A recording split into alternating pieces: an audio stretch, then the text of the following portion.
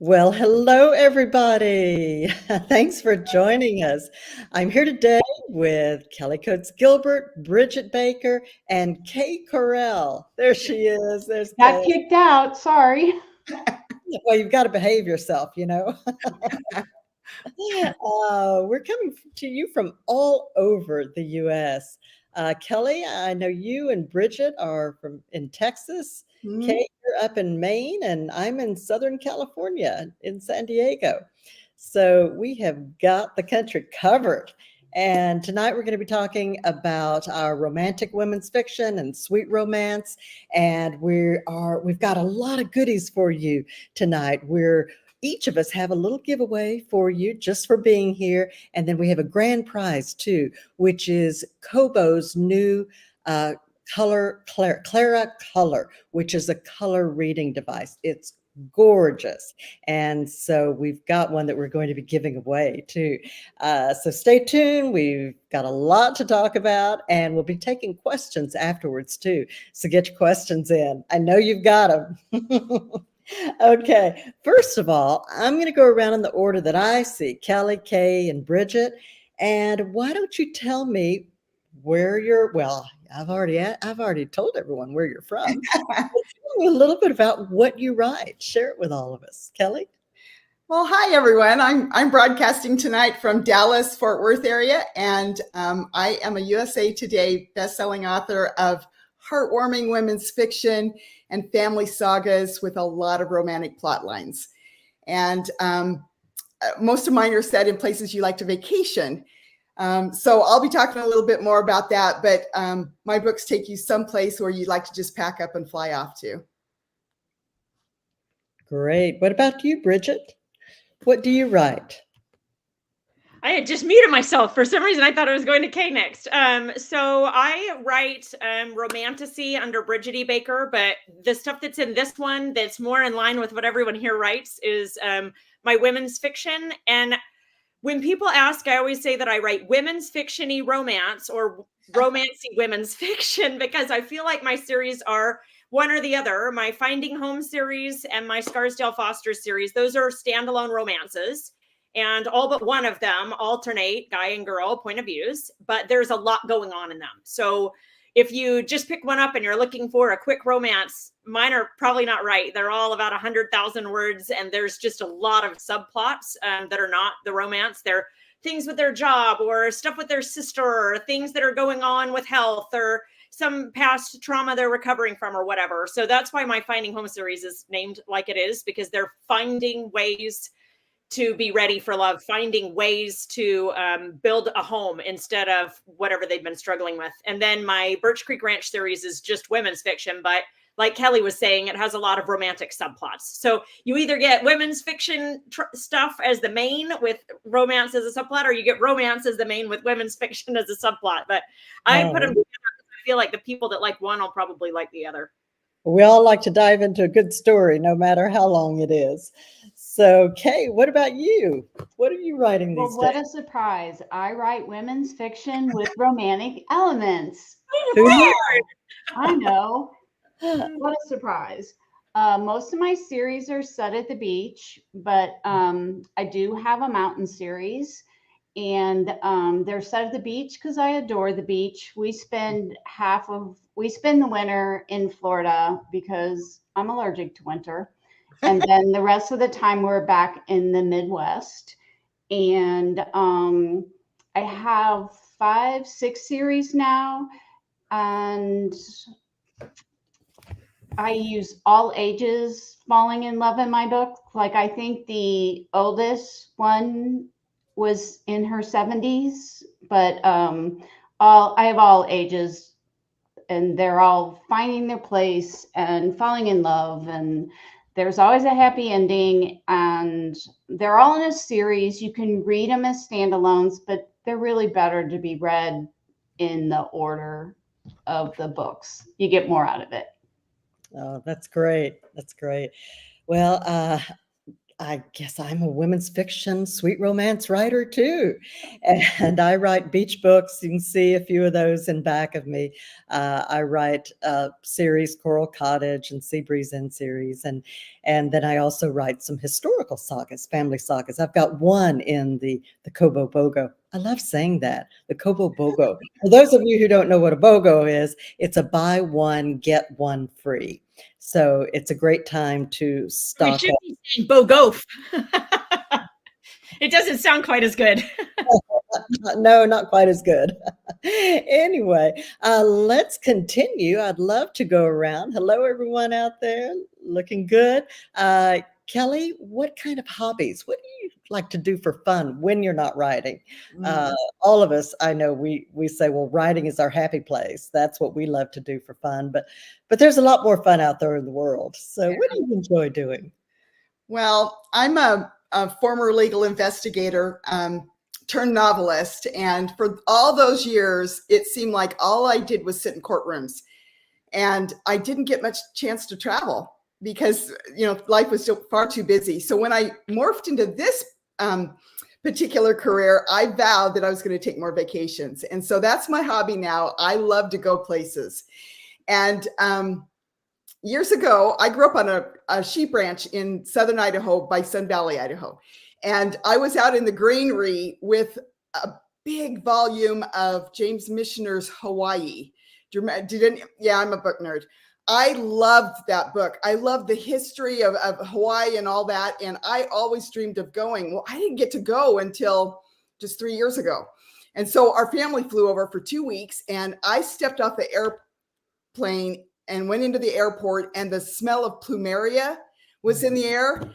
I thought, oh, I almost cried. And then we got the rental car, and I swear we hadn't gone 2 miles. And I said, I'm setting my next series here. And so I have a series that's set on Maui. It's an 8-book series that features the Briscoe family. They run a pineapple plantation. And yes, I spent 2 days at a pineapple plantation learning to wax pineapples, grow pineapples, box pineapples so that it would be authentic. That seems to be my reader's favorite. But I do have a series in Sun Valley, Idaho. I have one on the Pacific coast. And my most recent one is set in the Tetons. Now, Sun Valley is your home, or where you're originally from? It is, yeah. And the opening scene is my protagonist sitting at the Ernest Hemingway memorial that's in Sun Valley, because a lot of people don't know that's where he spent his last days. And my cousins were his pallbearers. Oh, that's quite a story. Yeah. Did you grow up on skis or skates? I did, and horses like Bridget. And I was in 4-H and did all the farming kind of things. And yet in Sun Valley was filled with celebrities. So it wasn't uncommon to go to the big ice show and see Peggy Fleming, or to see Lucille Ball. Or when I worked up there, I made Ted Kennedy's bed. That's great. Were you working at the lodge? I was. That's a great lodge. I love that. I remember going and seeing all of the photos of celebrities in that long hallway. Yeah. It's such a history. It does. And as a little girl, I was just fascinated. I wanted to grow up and be Peggy Fleming. Oh, yes. Oh, she was fabulous. Mm-hmm. Yeah. Well, Bridget, we mentioned horses. Well, this is off script a little bit, but I feel like after Kelly talked about all the famous people she got to make beds for and stuff, I have to share my one. I have very few famous stories. I met 2 famous people when I was younger, and the one I was going to share. So I am not a sports aficionado. You will never see me writing sports romance unless you're considering horse stuff. I'm going to carve out horse stuff. But if we're talking like football, basketball, baseball. In fact, when I met my husband, one of my first questions on our first date was, do you like to watch sports on TV? And if he had said yes, I would have been like, bye. You would have gotten a lot more writing time. Oh, I think it's so boring. Oh, that's true. It would have been a good time for me to go write, but I just was like, I couldn't think of anything that would be a worse doom than being asked to like sit and watch a bunch of sports on TV. So I was at my best friend's house in high school, and I was outside doing something. I don't remember what it was. And this guy, his two kids come shooting out in front of him. And I stopped him because I had a lot of younger siblings. And I said, hey guys, why don't we whatever? And I redirected it and I took it back. And the guy stopped me and was like, do you babysit? And I was like, well, yes. I mean, I have babysat for a long time. I don't babysit that often now because, you know, I'm 16 and I can drive. So most people don't want to pay me what it would cost to babysit. He's like, what would you want? And at the time I was like, I'm hot stuff. This is a nice house. I'm going to ask for something big. So I was like, I don't know. I mean, bear in mind that I'm 43. So I was like 16. This is a long time ago. And I think the normal going rate for babysitters at the time was $5 or $6 an hour, or maybe $8 if you got really lucky. And so I was like, I want $10 an hour. And the guy's like, I'll give you 15. And I was like, wait, you will? Really? So I started babysitting for this guy, and I babysat for him twice when he asked me if I wanted his box tickets to some kind of game. And I was like, what is it for? And he didn't realize that I didn't know who he was. His name was Charles Barkley, and he was like a big basketball player. I had no idea who he was. I've been babysitting for him, and he's like, you don't know that I play basketball? I'm like, you play basketball? Like, I don't know. And he was like, this is amazing. I'm like, is it though?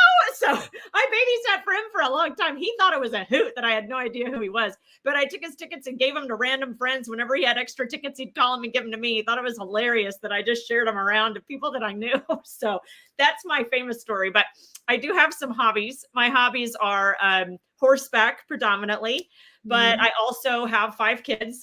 Some of them ride, but I do have a son who does dive. And we have a lot of pets. We basically run like a menagerie. So I have 8 horses, 5 that live on property and 3 that are boarded.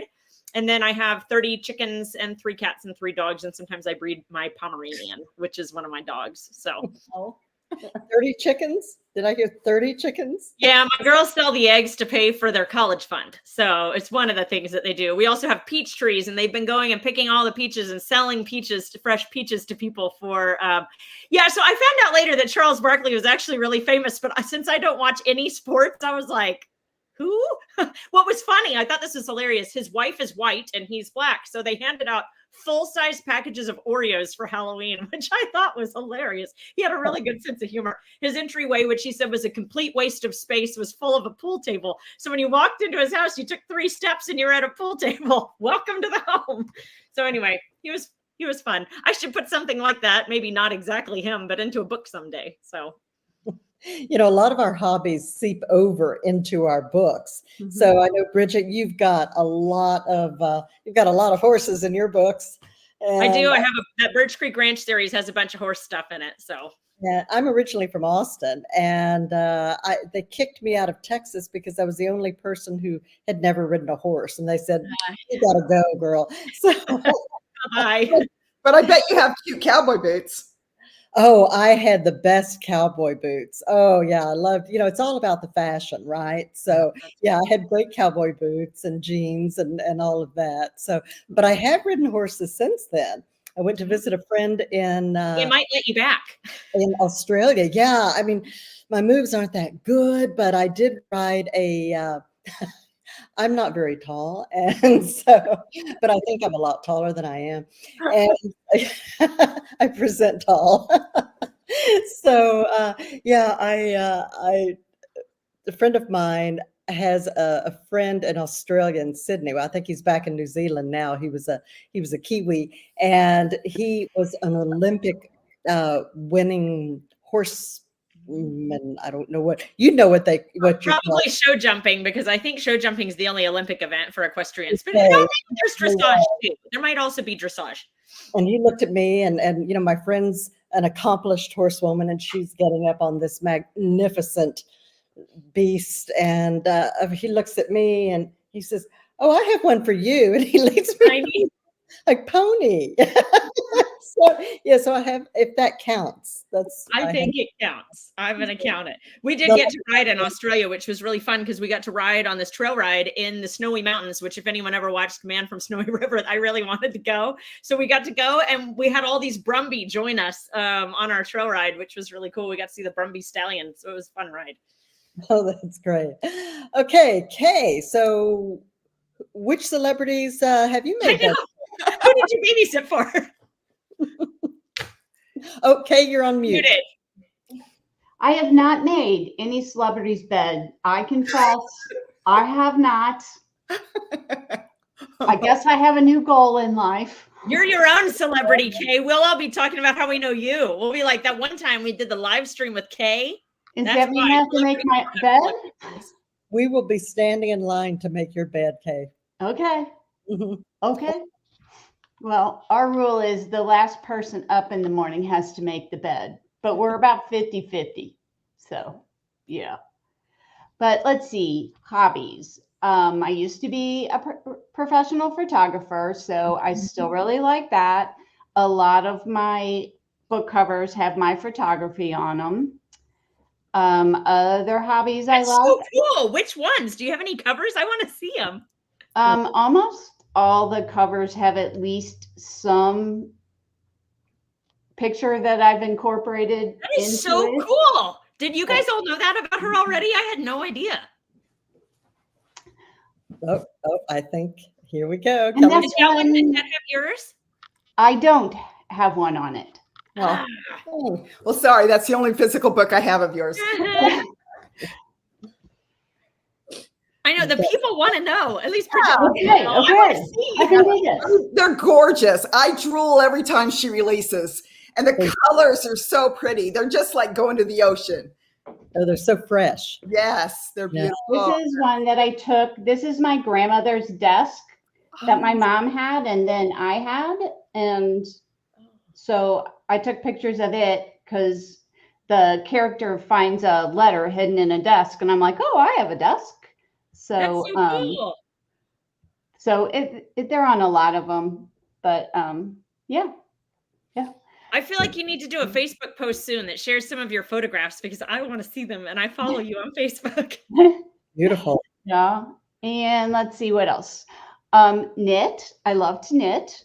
I'm a knitter, and I'm going to be a grandma in September, so I am knitting booties. Those aren't the cutest. Oh my gosh! Hold them closer. I want to see them better. They're so cute. Oh my gosh! Those just adorable.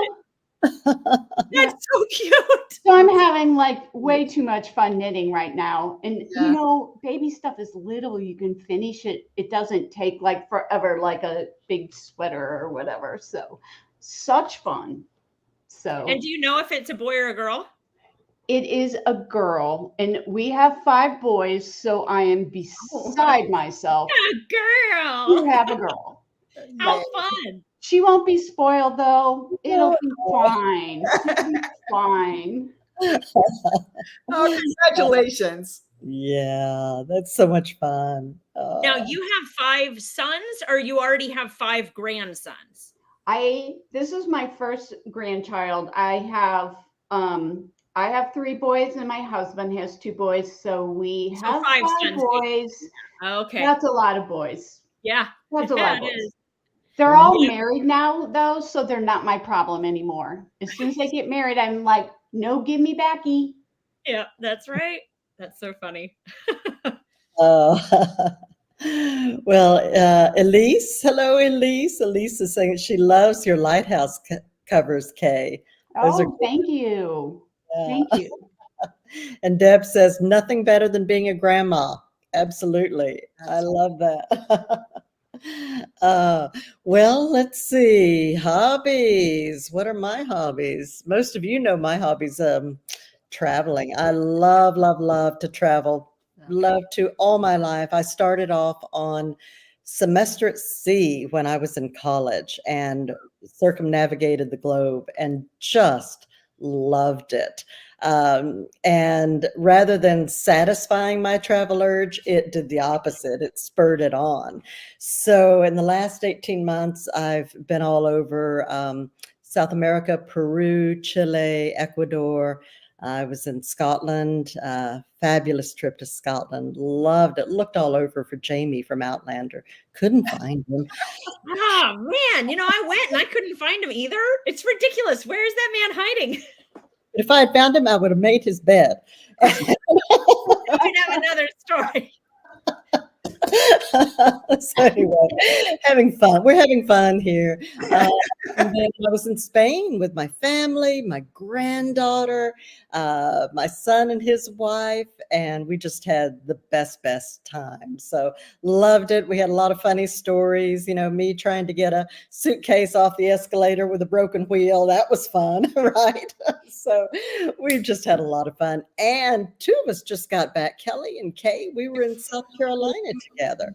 So we were having some fun there. Yeah, Charleston and Folly Beach, and just had a great time. So really loved it. Yeah, what the readers may not know is that, and I don't know if every genre is like this, but in women's fiction, we're kind of a tight little bunch. And, these girls are some of my dearest friends, and we read each other's books, and we talk often about our publishing businesses and how, and I think our readers probably read all of us, which was really fun when we got to do this Kobo BOGO together. Right. And I had one earlier with Pamela Kelly, Leanna Morgan, Elena. Charity. Yeah, Elena, Charity. I'm sorry. No. Rachel Hanna. And we just had a great time. And we all meet at conferences. Usually once or twice a year. There's one in Florida in September we often go to, and we just have the best times. So someday we'll have to maybe do something for readers when we're out and about trotting around. I'm getting a lot of requests. I think we're going to have to fold and do some kind of a reader event. Yeah, it would be fun. So Kelly, what about your books that are on the Kobo BOGO? Which ones are there, and what can readers get into? Well, like you guys, I had a hard time choosing because we only had so many spots. So what I chose to do was to take at least one book from every one of my series so that readers could try my series and see which one they like the best. But then I was able to, I still had space, so I was able to put the first two books of my brand new Teton series. So you can buy the first one and get the second one. Yeah.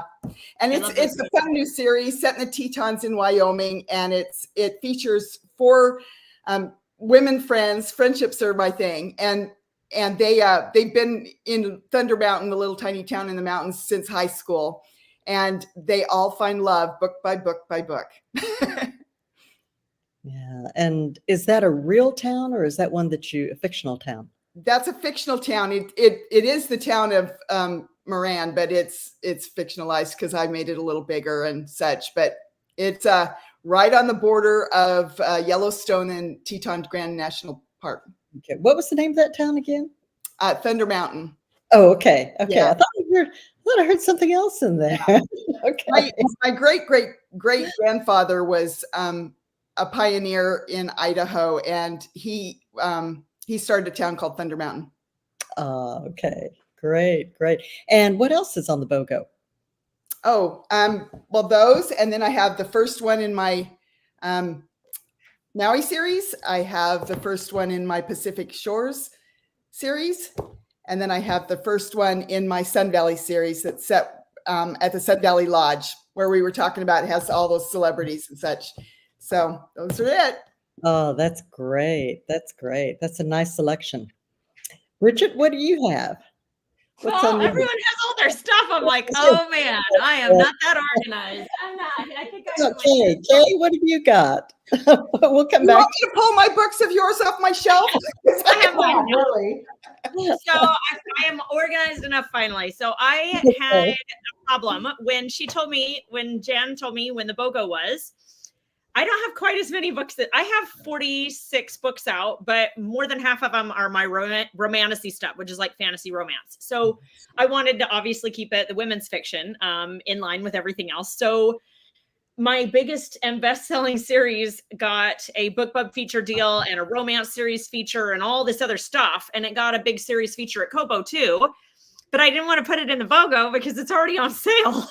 So I had to exclude my Birch Creek Ranch series because that one's like, I only ever do sales on the first book. So the first book's free and the next one's 99 cents, which I've never done before. I kind of had a panic thinking about doing it anyway. Since that series is on sale, I was like, well, I can't put that in the BOGO. So my BOGO actually has my Scarsdale Fosters series and then my Finding Home series. So the two series that I said are Finding Home are women's fiction-y romance as opposed to romancy women's fiction. But this one is like near and dear to me. I don't talk about this very often, but I was a foster mom for a while with the intention of adopting on 2 different occasions. Both times it fell through.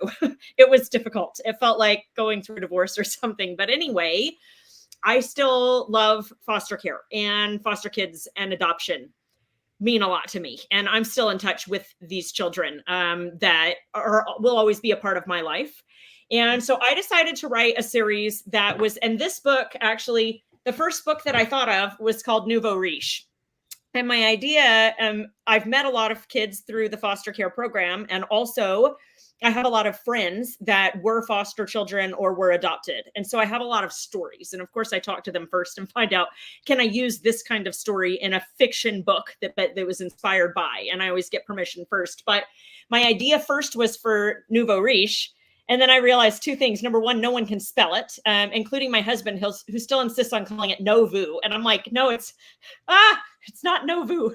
It's Nouveau. And he's like, I don't think that's right. I'm like, it is right. Anyway, so no one can spell that. So I didn't want it to be the first book in the series. But I also had the idea that there would be, before I started writing these happily ever afters for kids that had been foster kids, I thought I would write the story of the couple that ends up fostering all of the kids. So in Seed Money, you meet the woman who has been through like the most awful trauma ever. And then you meet the guy that helps her to find home again, basically. And they love each other and they decide to be foster parents. And you meet the first foster kid in this book, Seed Money. And then the second one is, of course, Nouveau Riche. And that one, so I love the idea of rich meets poor and how those things collide. And so in that series specifically, the foster kids, for the most part, do not have a lot of money. So this poor kid, Emerson, his mother passed away. He was in a home. He is the first foster child, and he finds out fairly quickly on. He's graduated, but he's just lost his job. And so he's like working at a temp job, and he finds out at this temp job, he's working at a funeral, and the guy in the picture at the funeral looks exactly like him. And people are like, what the heck is going on? And he finds out that that guy was actually his biological father, and he didn't know. And so his biological grandmother is like a billionaire, and she thought that he had been aborted. And so she didn't know he existed. And when she finds out that the mother ignored her wishes and he's still alive, she says, oh my gosh, you know, my only son died, and now I have this, I actually want you in my life. And he's like, I don't know if I want anything to do with you. And she says, let me give you all these strings, and if you follow all these rules, then I'll give you all my money. And he's like, I'm listening, right? So that's kind of Nouveau Riche. And then this one is funny because I'm writing the 4th book in this series right now. So there's only 3 out. Minted was not supposed to exist. Minted is literally, there are some characters in Seed Money that my daughters, I have 3 girls, they all read my books. They got obsessed with one of the characters. They would not let it go. And they kept saying, please write his love story. I'm like, he's not a foster kid. You'll find a way to work him in. Please write his love story. Please write him in. Please write him in. Oh my gosh. So I've never actually written a friends to lovers. Minted is friends to lovers with fake dating because the main character girl has just gone through a divorce. Well, a year before had gone through a divorce. She had gained a lot of weight. Her parents had passed away. She gained all kinds of weight. Her husband left her. Now she has to go to all these holiday parties because they work together, and she's dreading it. She's like, I cannot go because he's going to be at all the holiday parties with his new girlfriend. Just kill me now, you know? And so she ends up striking a deal with this longtime billionaire friend of theirs. He says, his name is Bentley, and he drives a Bentley. Anyway, so he says he'll be her date to these parties. And so he is. And it was so fun to write. And they end up being foster parents too, because why not? So now we have 2 different foster parents, and then I'm writing another foster kids story next. That one will be out in about a month. So that's that one. And then most people that have read my books have read my Finding Home series. So I have a box set with the first 3. So the covers don't look quite like this because it's a 3-book box set. And then I put all the other ones in. So I have my entire Finding Home series if you grab the box set. And then all of the solo titles after it are in the BOGO. And these are each, like I said, standalone stories. I set out to write billionaire romance. And then about 2 books in, people were like, this is not billionaire romance. I'm like, no, it's not. There are some rich people in it, but they're not alpha holes at all. They're really nice. Like, it's not billionaire romance. And they're like, there's like 15 things going on. I'm like, I know. I don't know how to write billionaire romance. So I had to rebrand the whole series. It was a mess. I didn't know what I was doing. Family sagas. They are, yeah. At the center of it. So, yeah, it is. The Finding Home series is family saga. So I just didn't know. And I'm like, it's a billionaire story. It's not. So it's also fun writing family sagas. Yeah. It's really fun. My assistant is putting some of the links to our books in the series. I see Kelly's and yours, Bridget, and then Kay's will be coming in here in a second. So if you're watching, you can go into the comments and take a look there and click on through. So Kay, tell us about what you've got on the BOGO. Well, I put in the first 2 books from 3 different series. One of them is Blue Heron Cottages, which I do have the books. And did you take any of those pictures? Part of them. Which one? I want to know.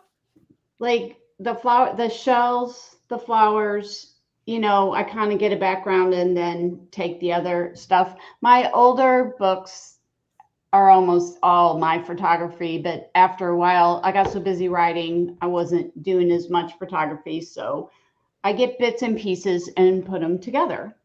But if you want a sample of the kind of books I write, this is probably the best one, Memories of the Beach, to start with. The whole series is completed on this one. There's 8 books.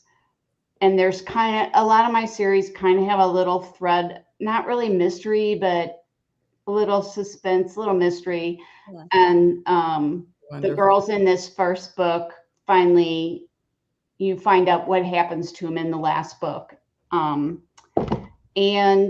the other series I have in there are the first 2 books from Lighthouse Point. That's probably my best-selling series. And it has everybody's favorite character, Tally, in that series. That's just love Tally. Yeah, that everybody loves Tally. And what else I put in there? Oh, Moonbeam Bay, which is the Parker Women series, is what most people call it, because it's all about this family of women, all different generations, 2 sisters, their mom, their daughters. So that's the other one. And I also put in my recent release, Saltwater Sunrises. And that's what I have in it.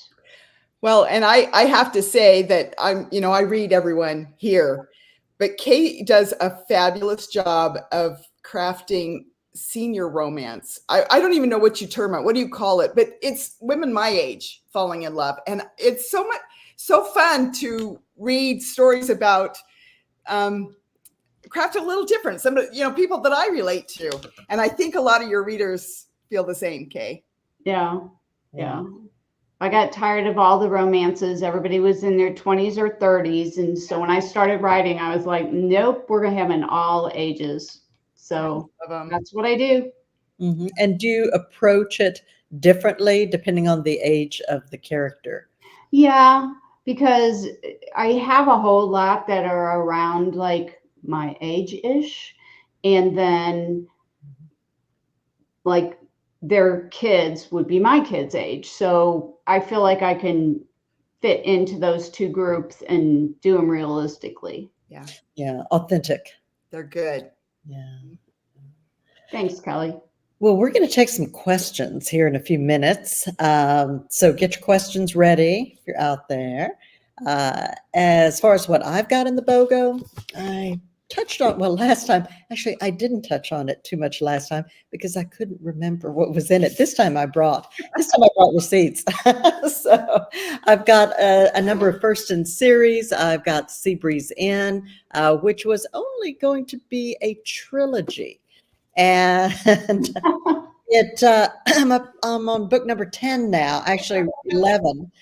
And because every time I'd start to cut it off, say, well, maybe this is going to be the last book. No, my readers. Yeah, your readers wouldn't let you do that. No. And I'm so glad they didn't, because I love writing about Ivy and Bennett and the old house, which is another character in the story. It was owned by another woman who's since passed away. And so we feel her presence throughout the story. And she used to hide things in the house. So some things of great value and some things of great sentimental value. So I love to, I have to get really creative about hiding things in the house now. She was losing her memory as she grew older. So she was putting things in all sorts of odd places. And, sometimes I feel like the same thing is happening to me. And I'll go, well, I didn't know I put those earrings there. But anyway, so that's been a lot of fun for people to tune in and see what are they going to find this time. Jan, have you seen that TikTok trend where people are saying like, write a journal to leave for your loved ones that says all kinds of stuff that isn't true? Because that would be funny if they found a journal she left that wasn't actually true, but she figured people would snoop for it anyway. Oh, that's a good story. We could make up some good ones now, couldn't we? Yeah. Yeah, I've got Beachview Lane, which is it's the first in my latest beach series, and I just love that cover with the bicycle and everything. Bicycle, there it is. I just love that, and that was a lot of fun.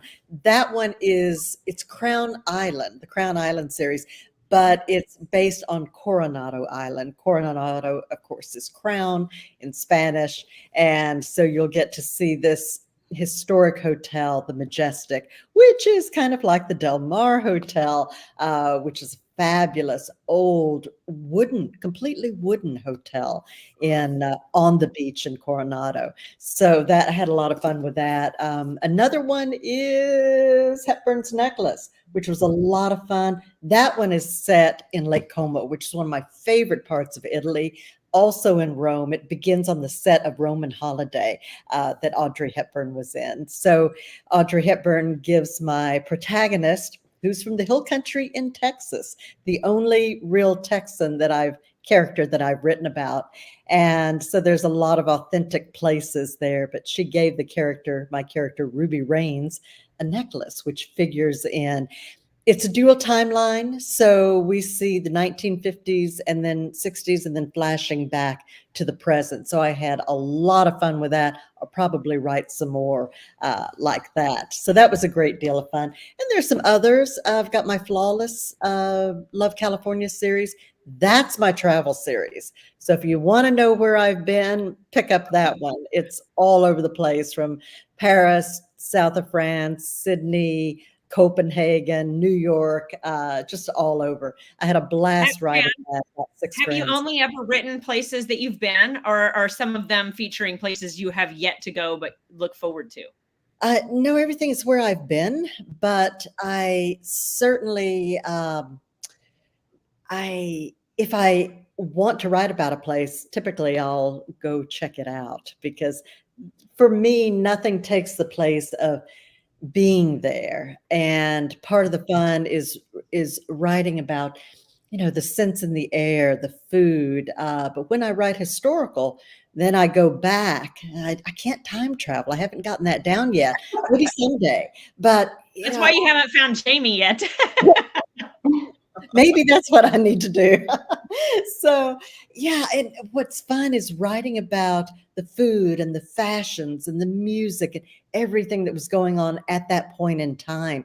And you really have to get it right. Writing historicals takes a long time because it's all the research that you're going back in and checking and saying, well, now, when did that Dior collection actually come out? Or when did that music, that song, it'll say, 1958, but what month was it? If you're writing in the summertime and it didn't come out until November, that's a problem. So you've really got to, every time you try to pull something out, you've really got to double check it. And Kelly, you know what that's all about. You're a great investigator. So anyway, that's what I've got. Let's see. And one thing I want to say, every one of our books, I think the thing that I love the most about women's fiction is that we put emotion on the page, and we tell a woman's journey, and she comes in one way and she leaves changed, and the story elements change her, and we all do a really good job of putting emotion. So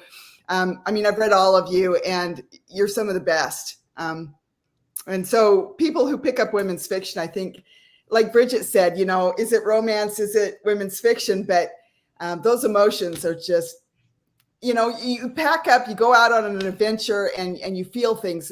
I think it was E.L. Doctorow said, if you want to know what happened, you read nonfiction. But if you want to know how it felt, you read fiction. It's very true. Very true. I think, and in our books, it's not only the sweet romance or closed door type of romance, but it's also all the family dynamics. With children, with parents, with siblings. I think we all write about that. Foster parents and all the emotions that go with that. Oh, it is. And it's complicated. Right. And I love to write about the gray areas because that's what we find in our life. That's what keeps us up at night saying, oh, what do I do?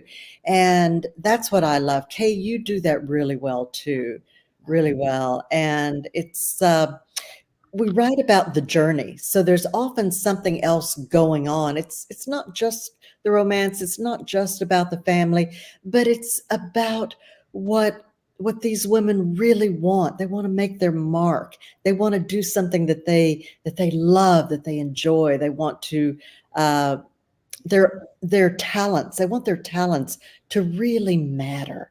And that's, we're all part of families, but we have our own, song that we're marching to as well. And I think that's what I love to put in my books anyway. And I think we all do. So it's a lot of fun. When I was a girl, I read voraciously, but I read A Woman of Substance by Barbara Bradford Taylor. And I wanted to grow up and be Emma Hart. I just adored her. I was determined that I was not going to let anyone else dictate my life. I was going to be this woman of substance, and books have that on our hearts, don't they? I mean, you read a book and you take a little bit from that book and tuck it in your heart, and it becomes part of you when you move on. I've spoken to so many authors, writers of women's fiction who were inspired by Woman of Substance. I was too. And I met Barbara Taylor Bradford. She was on a book tour, and I was living. Did you make her mad? But I would have offered. She was staying at a hotel. It was called the Givenchy Hotel at the time in Palm Springs. Now it's something else. I don't recall. But she was there and she did a book signing. And of course, I had to go. And she was just as lovely and gracious in person as you would think. So really a woman who had a great deal of heart. I think she started in newspapers. So very much like her characters. And I love that an author's voice and a part of the author shows up on the page. Like Bridget, I've read your books and I can hear you talking. I mean, your voice is all over those books. And so, and Kay the same. I mean, I know Kay really well. And so when I read her books, I can just see Kay there. And I think that that's what's fun about these live events. You get to meet the author and you get a peek at the person that put those events and those emotions on the page. You know, I think that's one of the things that I like the most about indie. I don't know if this is the same for you guys, but I pursued traditional for a long time, like 5 years. I had an agent and was shopping books and went to acquisitions over and over and over. And one of the things that I do, I literally just took a screenshot of it and put it in my reader group because I'm writing my last book and I tend to go long. All of my books are long. So this last one that I tried to plot for 70,000 words is 120,000 words. So I doubled my plan, which always seems to happen. And I was literally writing and I threw in a line that says something along the lines of like these characters went to try and get a hotel room and they found out that they could only get 4 hotel rooms and there's 3 couples and then these 2 individuals. So they really wanted 5. And they're like, the character looks right at the person is like, are you serious? We have to share a room. What is this, chapter 21? And the author's sweating because we haven't even kissed yet. Ha ha ha. And I'm like, I like to throw things like that in there. And if I had been trad, there's no way the editor would have been like, nope. But I throw that stuff in all the time. When someone's reading a book, it's either one of my friends' books or it's me saying, is that crazy author with 5 kids and 8 horses who would read her books? You know, oh, so-and-so is obsessed with her. Like I make fun of myself. I throw that stuff in all the time because I think it's a hoot. That's the kind of stuff I'd like to read. And sometimes people don't like that. And some people do. I've had a lot of people comment and be like, well, you were talking about this in your other books. I never read fantasy, but I picked up your fantasy books because you kept talking about them. And I'm like, there you go. You know, yeah. I get my own advertising in my books. I can do it. So I love that. I like that we have Richard, I think you've got enough readers that there are a lot of people liking what you write. My oddball books. Yeah, well. Someone once told me, you find your tribe. And I think that's true, whether it's friendships or readers or other authors that we love to read. So, yeah. I think we all agree that we love our readers. I see some of my gals that are in my reader group here, and we all probably have reader groups, but Peggy Terrell and a few others that I see, and sending love.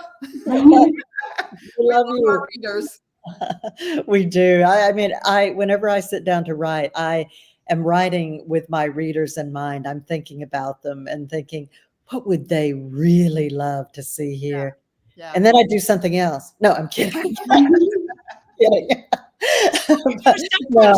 I bet you do sometimes make some changes, because in my Birch Creek Ranch series, I had a character that was supposed to die. And when I told my family, they were like, they flipped out and they're like, your readers will disown you. And so I made some kind of comment and oh my gosh, I had hundreds of comments. I'm like, she's in her 80s, right? Like, come on, guys. And they were losing it. 100, Bridget. That character is not only still alive, but the last book in the series is her love story. I'm like, I am literally writing the love story of an octogenarian here. And one of the things that was funny is I'm writing it. I'm doing her first kiss. And like her dentures came unglued. So I thought, I don't know how people are going to react to this. I have never gotten more emails, people saying, I laughed so hard, I started crying. I was still laughing. And one of them emailed me and was like, this happened to me when I met my current husband. My dentures literally came off. It was a total nightmare. And I read this and I could not stop laughing. And I'm like, oh, good. Because, I'm not 80. Like, I mean, I write a lot of characters that I'm not like, and I have to try and imagine. But it was when Kay was saying that she writes people, I'm 40, right? So I was like, I'm going to do a bad job. After I started writing, I'm like, what am I doing here? I'm writing a romance for someone in their 80s. I have no idea what I'm doing.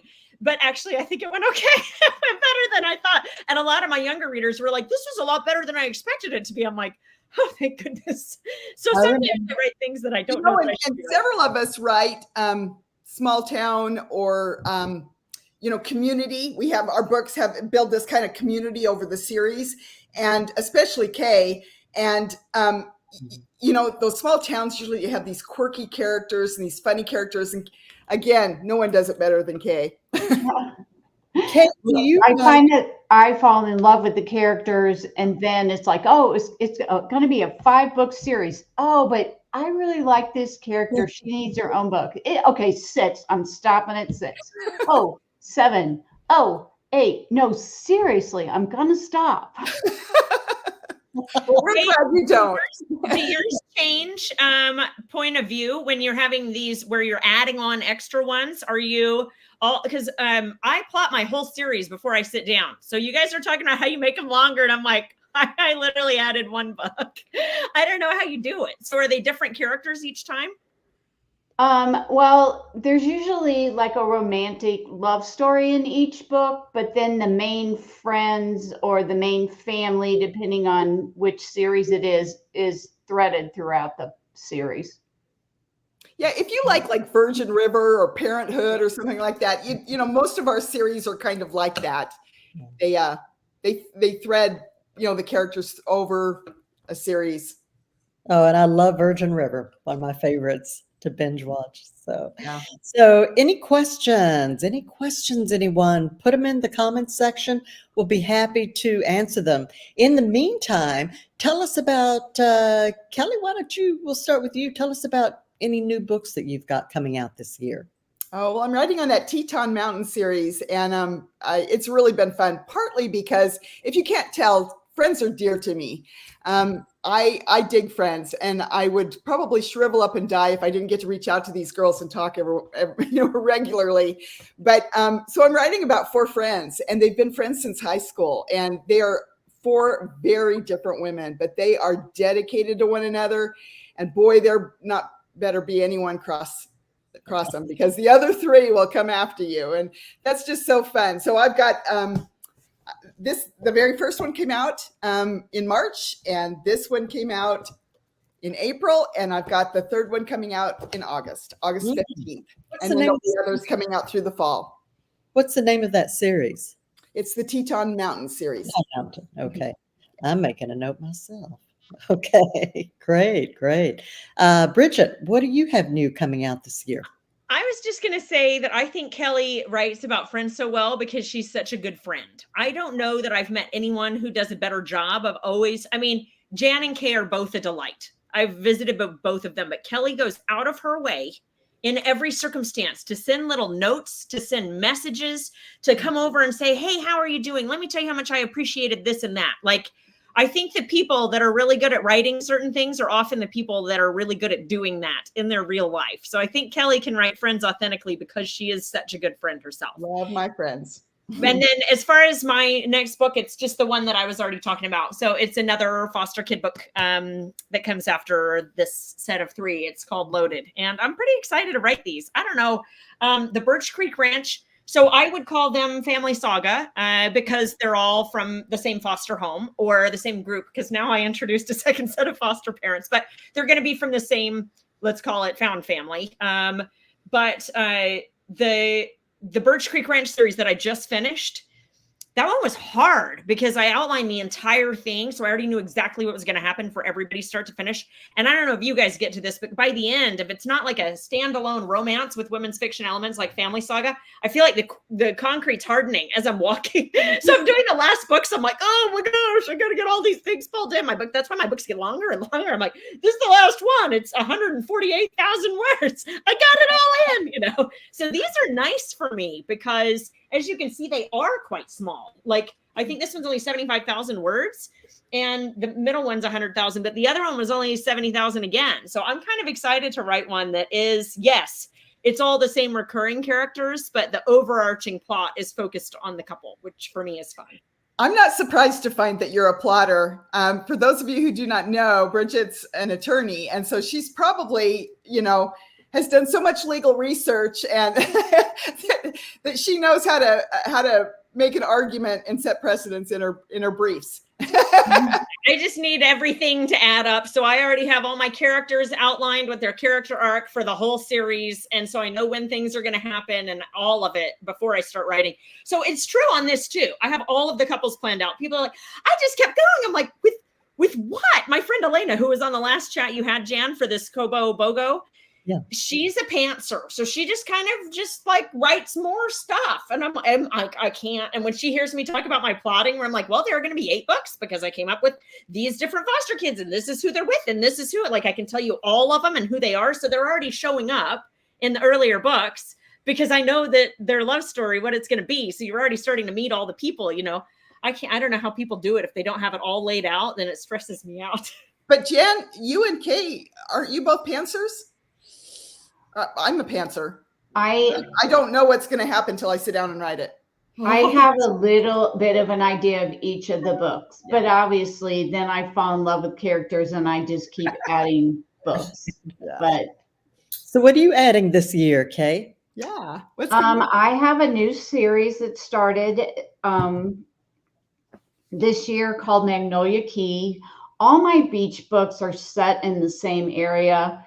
It's like the southwest coast of Florida, and so the characters kind of cross over from series to series. So this is a new location, and yet it's not. It's just a new town in the same location. And book 1 came out earlier this year, and book 2, Encore Echoes, comes out in June. And then I should have another one out this fall in the series too. Great. good? Great. And all these that people mentioned that they're all on pre-order, I'm sure, right? Yeah. So people can find them, and I love pre-orders. It's like giving myself a gift, and it'll appear in either my mailbox or on my device, and it's like, oh, now I know what I'm doing this weekend. It's like a gift from my former self. I love that. We've got some questions coming in. Let's see. Peggy is asking, how do we pick our covers? Okay, I know why don't you start off with that one? I don't know. There's just a silly answer, but for some reason and I know a lot of people get their covers first, but I have to be way into the book before I do the covers. And then it's usually something like that book I showed you with the desk. Like in the middle of the book, I was like, oh, I have my grandmother's desk. I could take a picture of that. That's what should be on the cover, because that's what starts the whole thing when she finds the letter. So it's usually after I have a bunch of the book written. Mm-hmm. So you don't put the book up on pre-order before you write it? I write ahead. So I will. You are very organized. I would like to aspire to that. I need to figure this. Teach me your magic. I put my butt in the chair and I write my words. Mm-hmm. But I'm also an empty nester. Could I have done this 8 years ago? No. Yeah. That makes a difference. But yeah, no, I write ahead. So when I put up the pre-order, the book is already written. It's usually like the editor or whatever. Mm-hmm. My editor would like that. I have a book that is coming out on the 31st, and I've already pushed it once, so it cannot be pushed. And I sent it to my editor 2 days ago. I was like, I'm so sorry. I need this really fast. Like, really the behind the scenes action. Now you know what we're all really like. I know, this is what I'm like. Someone was asking on there, how do I sleep? The answer is I do not sleep. And I am homeschooling 2 of my kids, and the last month has been like, this is why my book is so late. I'm like, just do your school. Man, the last month of school, I don't know if we have other homeschoolers out there, but I'm like, please sit and do your school, because I have work to do and I cannot stand here and make you do your school. Oh, I'm losing my mind. Kelly, your covers are drop dead gorgeous. Well, thank you. You know, I can't take credit for them. Kay Killian at the Killian Group does them. And unlike Kay, I do them ahead. I don't even have the story kind of in my head. A little bit. I know where it's going to be set. And then she does. So does your cover inspire the story? If you often have the cover, it does. So you'll look at the cover and be like, okay, I think maybe I'll add this or that. Yeah. And then I take the same thing with the titles. For my titles, I pull lines out of songs or, quotes. I'll take, KT Oslin has some of the best lines in her songs. And so I pull little phrases out, and Echoes of the Heart was out of one of KT Oslin's songs. So that's how I do that. Songwriters are hats off to them. They are always coming up with great lines. And Yeah. And just take it like a 2-word or a 3-word, yeah. Yeah. Oh my goodness. Yeah. Yeah. It's really And, great. Elise wanted to know how long it takes you to write a book of the Sea Breeze, Coral Cottage, and Beach View series. How I long think does she'd it like take? to know how you can get some more out there. I think a lot of your fans want to know how long does it take and how many trips would you have to write an extra one? Actually, when I'm on a trip, I write. I was Oh, with friends in Peru, and we're you need taking to take more trips to release more books. an investment ride up to Machu Picchu, and I'm in the back, and I'm on my phone, and I'm tapping away, and someone said, "Who are you? Who are you texting?" I said, "Oh, I'm not. I'm writing a chapter." So I will do that, or I'll dictate when I walk. I love to write on the airplane. That is absolutely one of my favorite places to write. Is Right on an airplane at all. I don't know how you do that. I love You're it aren't you because like all hunched up and you're like, I just have to survive this. You're writing I'm not nearly as tall as you are, Bridget. So you see, actually, then? I get excited, although I do like first class. You're But not hunched. yeah. Well, how long does it take you? A month, 2 months? It all depends on what else is going on in life, and um, I I do enjoy writing quickly. Once I get the story in my head, I just go for it. And some of you talked about my sometimes crazy sleep schedule, and I will just write if I'm on a roll. I'll just keep writing, and so my assistant G knows that when she's getting email from me and it's 5 a.m, that means I probably haven't gone to bed yet. Danielle Steele, they say she did that, Jan. Yeah, Have you I'm read not that? really proud of it because it's not great for your health, and then I try to get back on schedule. But I got the whole story in my head, and I want to get it down.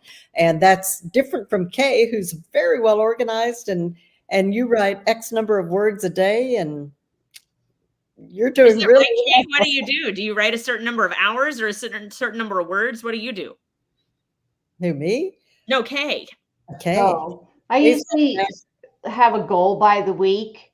And then if I haven't finished it by Friday, then I write on the weekend too. Except in Florida, I write on the weekends and we take days off during the week because everybody in the world is in Florida in January through March. So it's better to run around and play during the week. Yeah. Yeah, very organized. Kelly, what do you do? Well, Deb says, how many hours a day do you normally write? And what I do is my husband gets up really early, so I get up with him at 5. And I do my administrative stuff for about an hour, grab my coffee, and I'm usually writing then. And I write at least 8:30 to 3 every day, Monday through Friday. And then I try to take weekends off or do admin kind of things. But no, it's just every day, butt in the chair. That's what we do. Yeah. Yeah, yeah. Let's see. Any Best more? job ever, though. Best job ever. Isn't it? I think we all agree on that. We absolutely love what we do, and I love serving up stories to readers. It's a special bond that we share that I think is really, it's like no other. And Well, and Dan, I don't know if you're seeing all these comments, but there's a bunch of readers that are telling you to hurry up and get some more. You have some fans out here. well, 5 a.m. Who cares? Oh, that's great. That's great. Well, we're coming up on the top of the hour. We just passed it. Do we have any other questions here? Otherwise, we'll go ahead and wrap it up and invite everyone over to Kobo. Take a look at the buy one, get one, the BOGO giveaway. And then on the screen here, also be sure to go here and enter for a chance to win that gorgeous Kobo Clara device, that full color. It's really gorgeous. And anything else that we'd like to add? Well, I'm just going to put a little thing out here. I got an error message pretty early on that something happened with my broadcast to my page. So if anyone was looking for it, you're not hearing this now, but I'm going to get a link and I will post it to my page later. So I'm Great. pretty sure I got that error also. So, and I had everybody say it was going to be on my page. So it may not. I haven't Yeah. looked, but And I'll I'll put it post on our it. She's Reading YouTube channel too. So, we'll make sure it's out there for everybody. We'll definitely do that. We've also got, I think most of us have some freebie giveaways. Kelly, you've got one. I think we all do. We've got, we're probably in yes, they are in the comments. And G is putting that right up on the screen as well. You've got Thank you, G. Mm-hmm. Hardest working person behind the screen. Yeah. Our producer, our director and producer. She's fabulous. We love you, G. Yes. So One Simple Wish, The Bequest, that's Bridget's ebook. And then I've got, there's a Woman of Fortune. I love that title. Thank you. Yeah. It's a And great book. then I'm giving away the Summer Beach Welcome Kit with all the family trees and recipes and everything just in time for summer. So thank you all for being here. Yes, thank you. The readers, to each and every one of you, just thank you for being a part of our journey. And it really is, I look at this writing gig that we all do as a journey. It's a journey between authors and readers. And I just love the connection. I love what we do. So thank you all. Yeah. Yes, thanks. We really thank you for coming.